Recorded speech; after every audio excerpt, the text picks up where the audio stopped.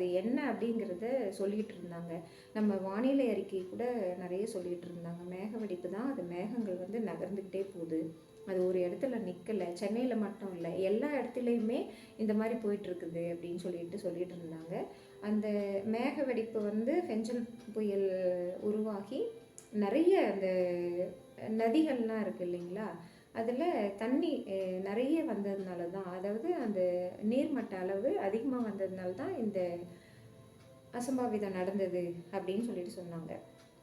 இதுக்கும் கடவுளுக்கும் எதுனா சம்மந்தம் இருக்கா? இந்த கொஷினோட நான் இங்கே நிறுத்திக்கிறேன். அடுத்தது இந்த வீடியோலையும் பாருங்கள், இந்த பூமியில் நம்ம தமிழ் கலாச்சாரத்தில் ஒரு 5 பூதங்கள் அப்படின்னு சொல்லியிருப்பாங்க. நிலம், நீர், காற்று, ஆகாயம், அண்டவெளி, இப்படி தான் சொல்லியிருப்பாங்க. இதில் நிலத்தில் எவ்வளோ பெரிய ஒரு ஹோல்ஸ் மாதிரி ஒன்று இருக்குது, அதில் ஒரு மனிதன் வந்து பறக்கிறான். இதெல்லாம் நம்ம டெக்னாலஜிக்கலாக எவ்வளவோ பார்த்துருக்கோம்.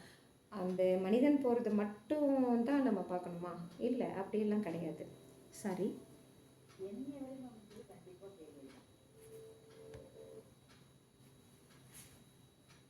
அது அது தவிர்த்து நமக்கு அறிவு சார்ந்த விஷயங்கள் நிறைய இருக்குது. எதெல்லாம் தெரிஞ்சுக்கணும் அப்படின்னுட்டு ஒரு வரைமுறை இருக்குது இல்லைங்களா, அந்த வரைமுறைக்குள்ளே நம்ம அறிவை செலுத்தணும் அப்படின்னு நான் கேட்டுக்கிறேன். எப்படின்னா, ஒரு மேக வெடிப்பு ஏற்பட்டுருச்சு, தென்பெண்ணை ஆறு இருக்குது, காவேரி ஆறு இருக்குது. காவேரி ஆறு எங்கேருந்து வருது? நம்ம ஒகேனக்கல்லேருந்து தான் வருதா? அப்படி இல்லைன்னா பெங்களூரில் இருக்கிற கொடகுமலையிலேருந்து வருதா? இப்படியெல்லாம் நம்ம தெரிஞ்சுக்கணும். சும்மா படிக்கிறதோட நிப்பாட்டிடக்கூடாது. ஸ்பெஷல் கிளாஸ் எல்லாம் வச்சு எனக்கு செக்கோயா மரத்தை பற்றி சொன்னதுனால தான் நான் இந்த வீடியோவை பார்த்து பிரமிக்கிறேன். அந்த மரம் வந்து எங்களுக்கு அப்போல்லாம் காணொலி காட்சியாக எங்களுக்கெல்லாம் எதுவும் சொன்னது கிடையாது. அவங்க சொல்ல நாங்கள் ஆச்சரியமாக பார்த்த இது இன்றைக்கி வீடியோவில் பார்க்குறேன். இது ஈவன் டெக்னாலஜிக்கலாக நான் ஒரு இசையோட ஒரு டால்பி அட்மாஸ் அந்த எலக்ட்ரானிக் டெக்னாலஜிக்கலாக நான் இப்போ பார்த்துட்ருக்கேன். இதோட நின்றுணுமா? அது கிடையாது. நம்ம படித்து தெரிஞ்சுக்கிட்டதை, நம்ம அறிவு சார்ந்து நம்ம எவ்வளோ உள்வாங்கிக்கிட்டோம் அப்படிங்கிறத நம்ம பிள்ளைங்களுக்கு சொல்லித்தரணும். நம்ம பக்கத்தில் இருக்கிறவங்களுக்கு சொல்லித்தரணும்.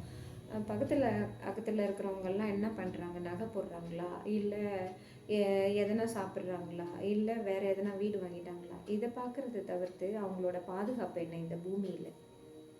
ஓகேங்களா? அவங்களோட பாதுகாப்பு, நம்மளோட பாதுகாப்பு என்ன, இதெல்லாம் கூட தெரிஞ்சுக்க வேண்டிய அவசியம் இப்போ இருக்குது. அதை வந்து நீங்கள் எல்லாம் உணர்வுபூர்வமாக உணர்வீங்கன்னு நினைக்கிறேன். ஏன்னா அந்த இன்சிடெண்ட் அந்த மாதிரி இருந்தது திருவண்ணாமலையில். ஓகேங்களா? ஒரு சின்ன அப்பாவே 5 குழந்தைகள், அவங்கள கொஞ்சம் நினச்சி பார்ப்போம். நம்ம நல்லதை நினைக்கணும், நல்லதை சிந்திக்கணும். அதே சமயத்தில் கடவுள் வழிபாடு அது அவசியமானது. ஏன்னா இந்த 5 பூதங்கள் சொன்னேன் இல்லைங்களா, இந்த 5 பூதங்களையும் கடவுள் தன்னோட 5 விரலால் இப்படி பால் மாதிரி சுழட்டி விட்டுட்ருக்கார். இதில் யாருமே, அந்த 5 குழந்தைகள் மட்டும் இல்லைங்க, யாருமே தப்பிக்க முடியாது. எல்லாரும் ஒரு நாள் பிறக்க தான் போகிறோம், ஒரு நாள் இறக்க தான் போகிறோம். இந்த மாதிரி ஆறு, குளங்கள், இயற்கை, பாறைகள் எல்லாமே நம்மளை சுற்றி தான் இருக்குது. இதோட பாதுகாப்பை நம்ம உணரணும் அப்படின்னு கேட்டுக்கிறேன். அதே சமயத்தில் இந்த வீடியோவில் எனக்கு ரொம்ப பிடிச்ச ஒரு பார்ட் எதுன்னா, சூரியன் வந்து யாருக்குமே எந்த தொந்தரவும் கொடுக்காத ஒரு ஜீவனாக தான் நம்ம பார்க்கணும், கடவுளாக தான் நம்ம பார்க்கணும். சூரிய வெப்பத்தில் நிறைய பேர் சுருண்டு விழுந்துடுறாங்க அப்படின்னு தான் கேள்விப்பட்டிருக்கோம். ஆனால் அதோட விளைவுகள் வந்து அவ்வளோவா எதுவும் இல்லை. இந்த இயற்கையில் அதான் நிலம், நீர், காற்று, ஆகாயம், அண்டவெளின்னு சொன்னேன் இல்லைங்களா, இதில் எனக்கு ரொம்ப பிடிச்சது இந்த சூரிய ஒளி தான். அதே சமயத்தில் நான் படித்தது எலக்ட்ரானிக் சயின்ஸு.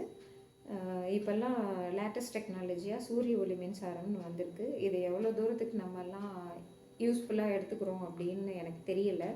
அந்த விழிப்புணர்வும் நமக்கு இருக்கணும். ஏன்னா சூரிய ஒளி சும்மா தான் இருக்குது, நம்ம மின்சாரத்தை இஷ்டத்துக்கும் பயன்படுத்திக்கிட்டு இருக்கோம். அந்த சூரிய ஒளியை எப்படி நம்ம பயன்படுத்துகிறோம், நமக்கு உண்டான பயன்களை நம்ம எப்படி உள்வாங்கிக்கிறோம், நம்ம எப்படி வாழ்ந்துட்டுருக்கோம் சூரிய ஒளியை யூஸ் பண்ணி, அப்படிங்கிறதுல நம்ம கிளியராக இருக்கணும் அப்படின்னு சொல்லிட்டு நான் வேண்டி விரும்பி கேட்டுக்கிறேன். ஏன்னா சூரிய ஒளி அப்படிங்கிறது அந்த மின்சாரத்தை நம்ம எடுக்கிறோம். அதே சமயத்தில் அது அந்த சோலார் பேனல்லாம் வைக்கிறோம் இல்லைங்களா, அந்த சோலார் பேனல் வச்சா இது வந்து பாதுகாப்பா அப்படின்னு தெரியணும் இல்லையா. எலக்ட்ரானிக்ஸ்னால் என்ன, ப்ளஸ் ஆர் மைனஸ் தானே. அந்த ப்ளஸ் ஆர் மைனஸ்ஸு என்னன்னு தெரிஞ்சுக்கணும். அந்த ப்ளஸ் ஆர் மைனஸ்ஸு இந்த சோலார் பேனல்லே இருக்கும்.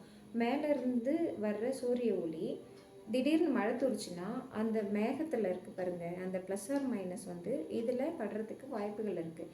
பக்கத்துலேயே நம்ம இடிதாங்கியை வைக்கணும். இது தெரிஞ்சுக்கணும். இது தெரிஞ்சுக்காமல் ஒன்லி சூரிய ஒளி மின்சாரத்தை பற்றி தெரிஞ்சுக்கிட்டு என்ன பிரயோஜனம் சொல்லுங்கள்.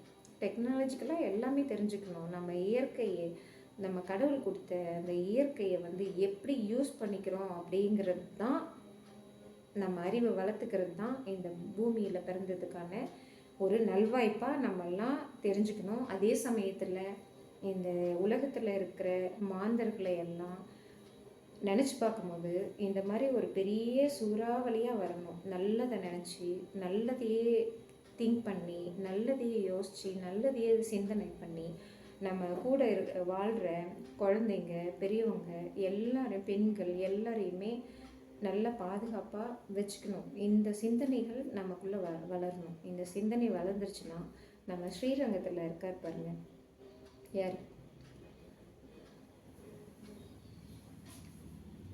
அடியளந்த பெருமான். இந்த மியூசிக்கு நான் கேட்கும் போது நம்ம தமிழ் கலாச்சாரத்தில் இருக்கிற இந்த பரதநாட்டியம், அவர் அதை தான் பண்ணுவார். இப்படி காலை தூக்கிட்டு இப்படி நின்றுட்டுருப்பார். அந்த கையில் அந்த பூமி பந்து உருள்ற மாதிரியே இருக்கும்.